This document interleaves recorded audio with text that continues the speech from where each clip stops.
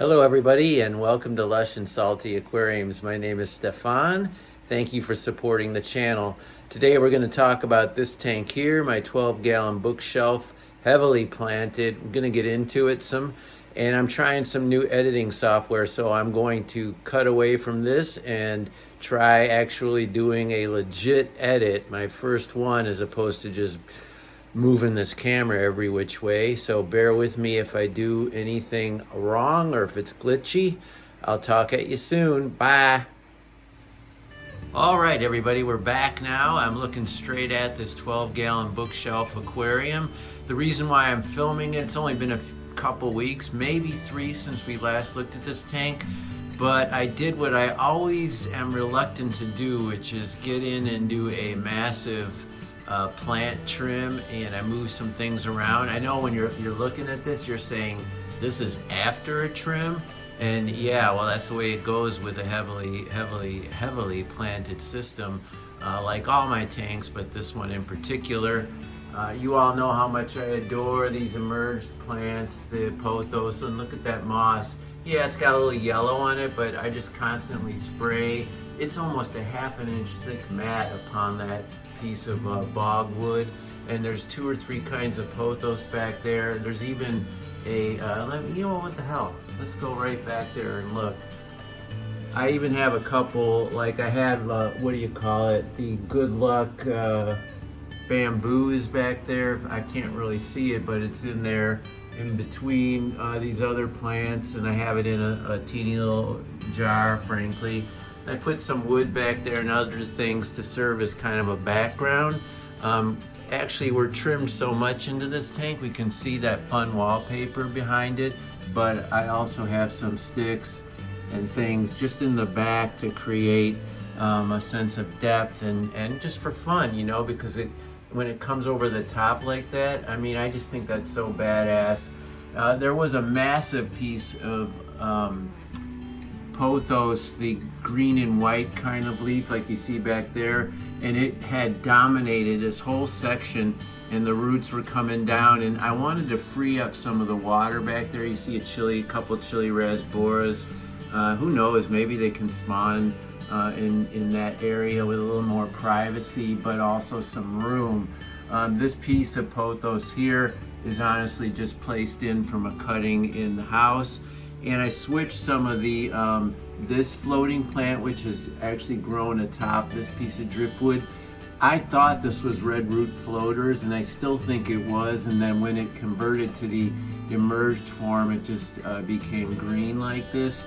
I'm about 80% certain of that, because I don't know if red root floaters can actually even do that. Haven't seen it in other tanks, so love to hear from you. That's a couple pieces of Bacopa that I literally just got from clippings from a friend and just stuck them right into the top, forgot about them, and look, they look so beautiful coming out of the way. There's actually 3, 1, 2, 3. I don't recall putting 3 in there, so behind there where I seldom get and where the actual flow is from that steel lily pipe is a lot of Anubias leaves, and now I can see Bacopa and certainly the root structures from that pothos.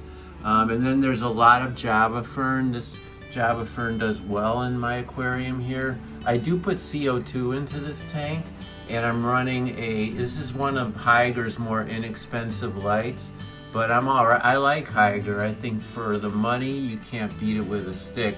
So the pothos, or excuse me, the Java fern's doing really well, and I sometimes have trouble with that plant. I think it's rated too easy, to be honest with you. One thing I did lose was my pink flamingo. When this pothos, that white and green variety, had taken all the light away, it literally died back. There was a pink flamingo right there where you see just the cherry shrimp now, and this is some crypt parva. And I've got, this is where I did a ton of clipping. These crypts were blocking everything, and they're in the front. You know, if it was in the background, I might be all right with a thicker canopy of cryptocorn. But here I wanted to be able to see in and through. As it is, I've got plenty going on in this tank if I could sort through the reflection. That root structure, there we go. Look at that. I love that. I've got some of this kind of action in a couple tanks. Ooh, there's a Margaritas pencilfish. So beautiful. But those roots are from all these pothos. And what they will do is go all the way down and into the substrate. And they create this intense canopy, you know. And if these clown killifish, like that male there, would spawn, and you know, I could imagine them doing that in here, although I don't know. I haven't found a baby in a long time in this tank. I did raise one baby. It's either that female or this guy, and I'm not sure if it's a male or female yet. I'm actually looking for another female or two clown killies. I've got a school of Chili rasboras, and now I can see them. And when I get really close like this, and if the camera will focus, I'm gonna try to make that happen. You're getting the best color now from these fish. I swear I'm seeing it this way, maybe you're not. And that's a neon blue rasbora or a neon green, I forget. And so those are the three species of nanofish I have in here. Is it three? Yeah, it's four, because clowns, a few, three wild pencilfish or Margaritas pencilfish, group of Chili rasboras, neon blue rasboras, you see the blue shimmer there, and the clown killifish. So that's four species, not including like the mystery snail. You see one here, a little big for this tank, but it's really happy and doing well, and the shell looks like it's in great shape. So even though this tank has is fairly acidic and, you know, lower pH, I do put in some calcium infused food, and the snails can keep their shells. And these Neocaridina, these wild kind of cull quality, they don't have any, those two don't even have any color whatsoever. It's possible one or those both were Amanos, but honestly, there's a lot of cull shrimp in here. I have 100 Neocaridina in here. It doesn't take long to find them. God, I'm struggling with the focus, but there's 2, 3, maybe there's a baby on the left there, and there's just more and more. There's a black one. I put some black rose, some cull shrimps from Tony over at Phillips Tank World, I think is his website, and I threw some scuds in here a long time ago.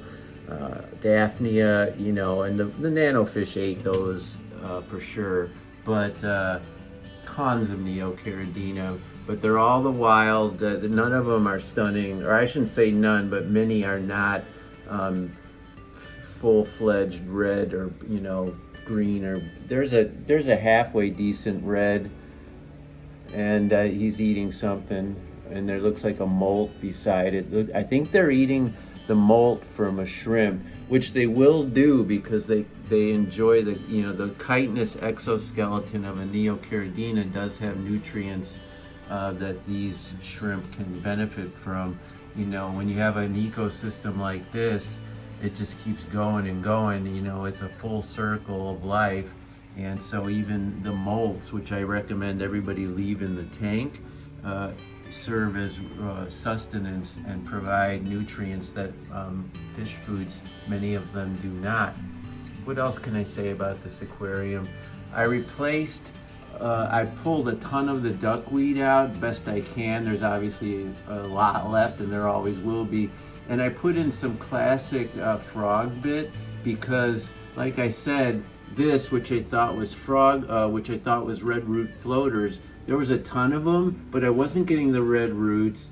They looked kind of messy. I mean, the fish didn't mind, but I wanted to try something with a little bit more organized root structure like this, as opposed to just the tangle that had no more red in it or just the slightest tint. So for whatever reason, my red root floaters would grow, but they lost their red color form, and in which case they became somewhere between duckweed and frogbit. And so if I'm going to have this you know, somewhat unattractive hybrid, I might as well try getting something like frogbit in here, where those tendrils, those root structures, are just more attractive to me.